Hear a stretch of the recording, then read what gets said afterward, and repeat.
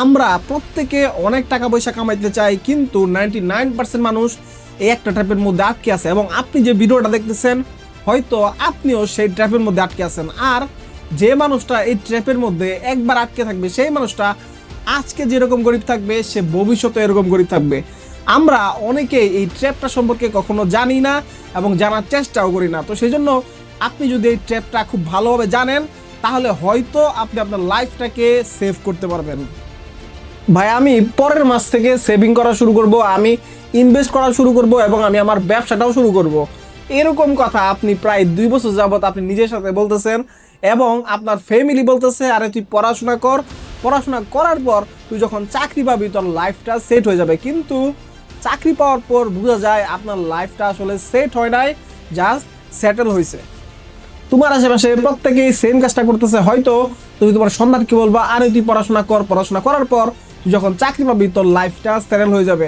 আর এইটাকেই বলে middle class trap. এবং এই মিডল ক্লাস ট্র্যাপে আপনি যখন একবার পড়বেন, আপনার পুরো লাইফটা শেষ হয়ে যেতে পারে।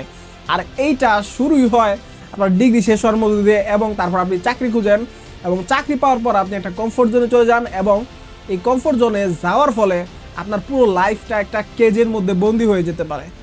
তুমি হয়তো ডিগ্রি শেষ করে একটা ভালো জব পেয়ে গেছো, কিন্তু লাইফে যে একটা শান্তি আছে না, সেটা তুমি কখনোই পাবে না। কারণ এই ট্র্যাপটা ক্রিয়েটিভ হয় নাই তোমাকে এসে শান্তি দেওয়ার জন্য, এই ট্র্যাপটা ক্রিয়েটিভ হয় নাই তোমাকে বড়লোক বানানোর জন্য। এই ট্র্যাপটা তুমি যদি পড়ো, তাহলে এই ট্র্যাপ থেকে কখনোই তুমি ভেঙে বের হতে পারবে না। 18 বছর বয়সে তুমি কলেজে যাও এবং কলেজ শেষ করে তুমি একটা চাকরিও পেয়ে যাও, এবং চাকরি করার পর তুমি দেখো তোমার ফ্রেন্ড সার্কেলের মধ্যে অনেকেই দামি ফোন ইউজ করতেছে, এবং সেই কারণে তুমি একটা দামি ফোন নিয়ে নাও, তাও আবার কিস্তিতে। তারপর তুমি চিন্তা করো, এবার একটু সেভিং করি, এবার একটা ইমার্জেন্সি টাকা রেখে দেই, কখনো যদি দরকার লাগে। কিন্তু তারপর দেখো তোমার ফ্যামিলি বলতেছে এইবার একটা বিয়ে করে ফেল, তারপর তাদের কথায় তুমি বিয়েটাও করে ফেলো। তারপর তুমি দেখো লাইফস্টাইলটাকে আপডেট করা দরকার, এবং আপডেট করার চক্করে পড়ে তুমি একটা গাড়িও কিনে ফেলো, তাও আবার কিস্তিতে। তারপর তুমি চিন্তা করো ফ্যামিলি মেম্বার অনেক বড় হয়ে গেছে, এইবার ব্যাংক থেকে লোন নিয়ে বাড়ি করা শুরু করি, এবং তুমি বাড়ি করা শুরু করে দাও। সেই সাথে সাথে তুমি ফ্যামিলির কাছে হয়ে যাও সোনার টুকরা ছেলে, এবং সমাজের কাছে হয়ে যাও সাকসেসফুল মানুষ। কিন্তু তারা একবার চিন্তা করে না, তুমি যে বাড়িটা করতেছো, তুমি যে এত লোন নিছো, 20 বছর তোমার পকেট থেকে তোমার স্যালারি ব্যাংকে দিতে হবে। আর যদি তুমি পারফেক্ট টাইমে এই ব্যাংকের লোনটা দিতে না পারো, তাহলে তারা সব কিছু নিয়ে যাবে। আর তুমি কতটা বোকা সেটা একবার চিন্তা করো। তুমি যে কোম্পানিতে থাকো, সেই কোম্পানি তোমাকে যদি একবার লাথি মেরে বের করে দেয়, তাহলে তুমি কোথায় এসে পড়বে? তোমার কাছে কোনো অপশনই থাকবে না। আর এই সিস্টেমটাকে ক্রিয়েট করাই হয়েছে তোমাকে গরিব বানানোর জন্য।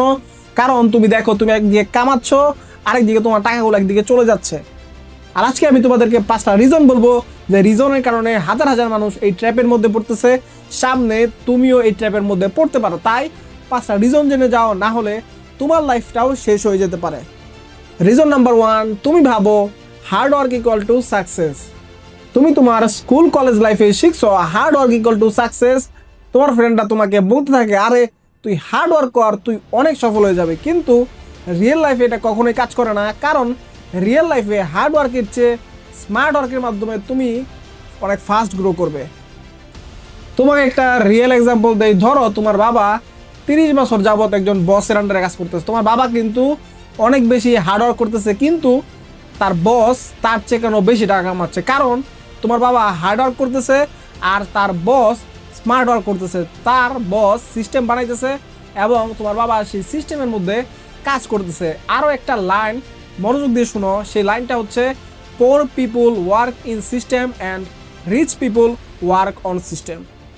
আর ফাইন্যান্সের এই কনসেপ্টটা যদি তুমি একবার বুঝে ফেলো, তাহলে তোমার লাইফটা চেঞ্জ হতে বাধ্য। কনসেপ্টটা হচ্ছে লেভারেজ।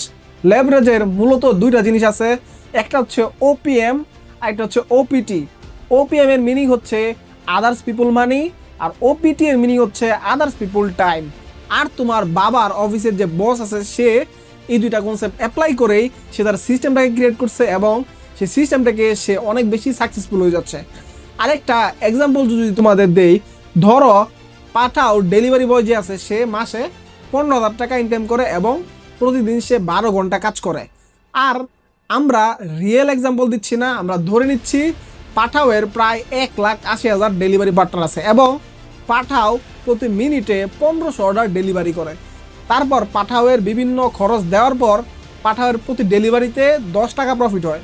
তাহলে প্রতি মিনিটে পাঠাও 15,000 টাকা প্রফিট করতেছে এবং সেটা দিনে 2,16,00,000 টাকা প্রফিট করতেছে। আর তুমি লাইফে যাই করো না কেন এই লেভারেজ কনসেপ্টটা তোমাকে অবশ্যই মনে রাখতে হবে এবং সবচেয়ে মোস্ট ইম্পর্টেন্ট হচ্ছে ওপিএম এবং ওপিটি কনসেপ্টটা তোমাকে অবশ্যই তোমার লাইফে অ্যাপ্লাই করতে হবে এবং তোমাকে একটা সিস্টেম ক্রিয়েট করতে হবে এবং সেই সিস্টেমটাকে তোমাকে এইটার উপর বেস্ট করেই ক্রিয়েট করতে হবে। Reason number 2, risk phobia. প্রত্যেকটা গরিব মানুষের মাইন্ডসেট হচ্ছে তারা সবসময় সেফ থাকতে চায়, তারা কখনো রিস্ক নিতে চায় না। কিন্তু তোমার কাছে আমার একটা প্রশ্ন হচ্ছে, রিস্ক না নিয়ে বা সেফ জোন থেকে কেউ কি কখনো অনেক বড় কিছু করতে পারছে? কখনো করতে পারে নাই। প্রত্যেকে আর কলেজ লাইফ শেষ করে একটা জবের পিছনে ঘুরে এবং সে সেফ থাকতে চায়, কিন্তু সে কখনো নিজেকে কোয়েশ্চেন করে না আমি আসলে কি করতে চাই, আমি ফিউচারে কি হতে চাই। আমি যদি আমার নিজের এক্সাম্পলটা দেই, আমি নিজেও একজন মেকানিক্যাল ইঞ্জিনিয়ারিং স্টুডেন্ট এবং আমি আমার গ্র্যাজুয়েশন শেষ করে আমি আমার সিস্টেমটাকে বিল্ড করার জন্য কাজ শুরু করে দিয়েছি। আমি কখনো জবের পিছনে ঘুরি নাই। আমার হাতে এখনও জবের অফার আছে, আমি চাইলেই সে জবে ঢুকতে পারি, কিন্তু আমি আমার সিস্টেমটা বিল্ড করার জন্য ফোকাস করছি। আর সেই জন্য আমার ফ্যামিলি, আমার সমাজের মানুষ আমাকে বোকা বলে এরকম ডিসিশন তুমি কীভাবে নাও, এত সুন্দর একটা জব অফার থাকতে তুমি কেন জবে অ্যাটেন্ড করতেছো না। আর আমি যদি এখন বুকে হাত দিয়ে বলি, এই ডিসিশনটাই আমার লাইফের টার্নিং পয়েন্ট ছিল। আমি আপনাদেরকে গ্যাম্বলিং করতে বলতেছি না, আমি রিস্ক নেওয়ার মানে এটা বলতেছি না আপনি গ্যাম্বলিং করেন, আমি বলতেছি আপনি ক্যালকুলেটেড রিস্ক নেন। আর এইখানেই একটা কনসেপ্ট চলে আসে, সেটা হচ্ছে ROI কনসেপ্ট, এবং আমি আমার লাইফটাকে এই ROI কনসেপ্টের উপর বেস করেই পরিচালনা করতেছি। আর এই ROI কনসেপ্ট মানে হচ্ছে রিটার্ন অন ইনভেস্টমেন্ট। এখন আমি যদি আমার রিয়েল একটা এক্সাম্পল দেই, ধরেন আমি 4,000 টাকা দিয়ে একটা কোর্স কিনলাম। এখন আমার প্রশ্ন হচ্ছে, আমি 4,000 টাকা যে কোর্সটা কিনলাম, এই কোর্সটা কি আমাকে 10x ROI এনে দিবে? মানে আমি কি এখান থেকে ফিউচারে 40,000 টাকা কামাতে পারবো? তো এভাবে আমি আমার ROI কনসেপ্টটাকে বেস করে আমি বিভিন্ন ধরনের কাজ করে থাকি। আর তুমি শুধু যে টাকার ROI করা শুরু করবে এরকমটা না, তুমি তোমার টাইমের ROI করা শুরু করবে। কারণ ধরো তুমি আমার এই ভিডিওটা দেখতেছো, আমার 10 মিনিটের একটা ভিডিও। এখন তুমি নিজেকে প্রশ্ন করো, আমি যদি এখানে 10 মিনিট সময় দিই, এখান থেকে কি আমি 10x ভ্যালু আমি ফিউচারে পাবো? তাহলেই তুমি এই ভিডিওটা দেখবা, না হলে তুমি এই ভিডিওটা স্কিপ করে যাবে। আর আরেকটা কথা হচ্ছে, এভাবে তুমি ROIটা ক্যালকুলেট করবে, তাহলে তোমার রিস্ক ফোবিয়া যেটা আছে এটা কমে যাবে এবং তোমার মাইন্ড এই ROI মাইন্ডসেট নিয়ে ভাবা শুরু করবে। রিজন নাম্বার 3, আমরা শুধু সেভ করি কিন্তু ইনভেস্ট করি না। ফাইন্যান্স একটা জিনিস আছে, সেটা হচ্ছে কম্পাউন্ড ইন্টারেস্ট। আইনস্টাইন নাকি এটাকে 8 ওয়ান্ডার্স অফ ওয়ার্ল্ডও বলেছিলেন। কিন্তু প্রশ্ন হলো, তুমি কি এটা কখনো ইউজ করছো নাকি এটা তোমার বিরুদ্ধে কাজ করছে? চলো এটাকে একটা রিয়েল এক্সাম্পল দিয়ে বুঝি। ধরো তুমি প্রতিদিন 100 টাকার কফি খাও, তাহলে তুমি মাসে প্রায় 3,000 টাকার কফি খাও। এখন তুমি যদি প্রতি মাসে 3,000 টাকা স্টক মার্কেটে ইনভেস্ট করতে এবং সেখান থেকে মাত্র 12% তোমার রিটার্ন আসতো, তাহলে তুমি একটু চিন্তা করো যে এই টাকা কত হতে পারে। এই 3,000 টাকা তুমি যদি প্রতি মাসে ইনভেস্ট করো, তাহলে এটা 10 বছরে প্রায় 7 লাখ টাকা হয় এবং 20 বছর এটা হয়ে যায় 30 লাখ টাকা। তাহলে তুমি একটু চিন্তা করো, তোমার এই প্রতিদিনের 100 টাকা 10 বছরে 7 লাখ টাকা হয়ে গেল। এই জন্যই তোমাকে অবশ্যই ইনভেস্টমেন্ট সম্পর্কে বেসিক ধারণা থাকতে হবে। কারণ মিডল ক্লাস যারা আছে তারা সেভিং নিয়ে অনেক বেশি প্রাউড করে, কিন্তু ইনভেস্টমেন্ট তারা কখনোই করে না এবং কখনো শেখার চেষ্টা করে না। তো এখন তুমি বলতে পারো আমার কাছে টাকা নাই। তোমার কাছে টাকা নাই থাকতে পারে, কিন্তু তোমার কাছে সবচেয়ে এক্সপেন্সিভ যে জিনিসটা সেটা হচ্ছে টাইম। আর সেই জন্য ধরো, আর আমার এই ভিডিওতে আমার থেকে ছোট বয়সেরও অনেক থাকতে পারে এবং আমার এই ভিডিও আরো বড় মানুষ দেখতেছে এরকম থাকতে পারে, কিন্তু তোমার কাছে এখনো অনেক টাইম আছে, 5 থেকে 10 বছর তোমার কাছে অনেক টাইম আছে এবং সেই টাইমটাকে তুমি এমন জায়গায় ইনভেস্ট করো যেটা থেকে তুমি 10 বছর একটা পারফেক্ট খুব ভালো রিটার্ন পাবে। ধরো দুজন মানুষ আছে, একজন হচ্ছে সুহান আর একজন হচ্ছে তানবীর। সুহান এবং তানবীর দুইজনেই 15,000 টাকার চাকরি পেয়ে গেল এবং সুহান চাকরিতে জয়েন করলো, কিন্তু তানবীর গভর্নমেন্ট জবের জন্য প্রিপারেশন নিল, সে সরকারি চাকরি করবে এবং সে 3 বছর পর একটা সরকারি চাকরি পাইলো 30,000 টাকা বেতনে। এখন তোমার কাছে কে বেশি সাকসেসফুল? তোমার মনে হতে পারে অবশ্যই তানবীর বেশি সাকসেসফুল, কারণ সে তো গভর্নমেন্ট চাকরি হয়েছে এবং 30,000 টাকা বেতন, সুহানের চেয়ে বেশি বেতন। কিন্তু না, এখানে সবচেয়ে বেশি সাকসেসফুল হবে হচ্ছে সুহান। কিভাবে এখন বলতেছি, শুনো, সুহান চাকরি শুরু করছিল 15,000 টাকা দিয়ে, কিন্তু তার যখন প্রমোশন হবে আস্তে আস্তে, সে ধরো 3 বছর চাকরি করার পর তার হাতে প্রায় 6 থেকে 7 লাখ টাকা থাকবে। কিন্তু তানবীর তার অ্যাডমিশনের সময় সে 3 থেকে 4 লাখ টাকা ফিস দিয়ে ফেলছে এবং এই অ্যাডমিশনের সময় সে কোনো ইনকামও করতে পারে নাই। এভাবে তানবীর প্রায় 7 থেকে 8 লাখ টাকা লসে আছে। তাই এখন বিষয়টা খুবই পরিষ্কার যে তুমি যাই করো তোমাকে আগে ক্যালকুলেট করতে হবে হিডেন কস্ট কত এবং আমি কিছু মিস করে ফেলতেছি কিনা।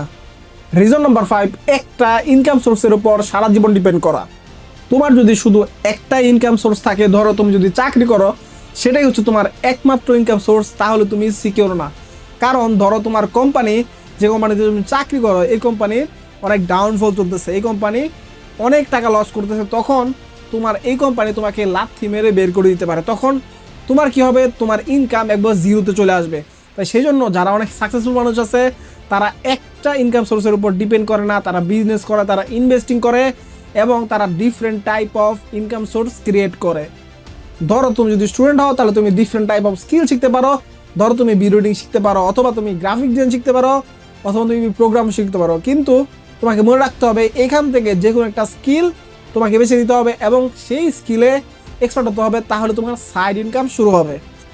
এখন ভিডিও শেষে আমরা যদি একটু সামারি করি, আমরা দেখলাম প্রত্যেকটা গরিব মানুষ কোন ট্র্যাপে পড়ে এবং সেই ট্র্যাপে পড়ার যে রিজনগুলো আছে, সেই রিজনগুলো কি, এই রিজন আমরা 5টা রিজন নিয়ে আলোচনা করলাম। এখন আপনাদের কাজ হচ্ছে আপনারা কমেন্ট করে জানাবেন যে আপনাদের এই ভিডিওটা কতটুকু হেল্প হয়েছে। কারণ আমাদের এই ভিডিওর উদ্দেশ্য হচ্ছে আপনাকে এই ফাইন্যান্সিয়াল ট্র্যাপ থেকে বের করা। তো সেই পর্যন্ত ভালো থাকবেন, দেখা হবে নতুন কোনো ইনফরমেটিভ ভিডিওতে। আসসালামু আলাইকুম।